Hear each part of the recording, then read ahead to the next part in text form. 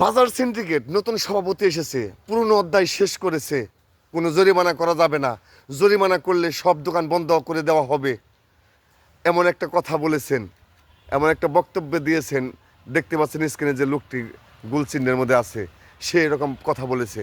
তো আমাদের জব্বার সাহেব বলেছেন যে ম্যাজিস্ট্রেট, এই আঙ্গুল উঁচিয়ে কথা বলা, হঠাৎ ফুলে ওঠা গাড়ের রগ, এর কারণ বোঝার চেষ্টা করলেও আর বাকি থাকে না।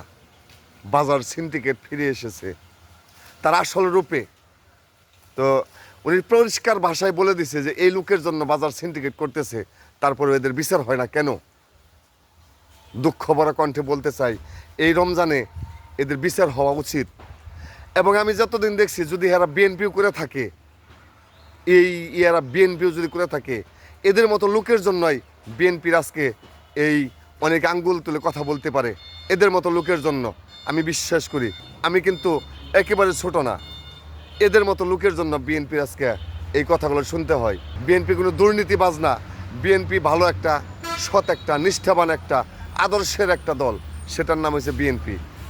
তো সবাইকে আমি বলবো, বিএনপির যারা উপর মহলের কর্মকর্তা আছেন এবং প্রধানমন্ত্রী যিনি আছেন, আজকের এই ভিডিওটা যদি আপনার কাছে যায়, অবশ্যই আমি বলবো এই লোকটির বিচার করুন এবং বিচার করতে সহায়তা করুন, যেন জব্বার সাহেব সন্তুষ্ট হয় এবং সেই সাথে যেন উনি সুন্দরভাবে, স্বচ্ছভাবে উনি যেন কাজ করতে পারে ওনার অবস্থান থেকে।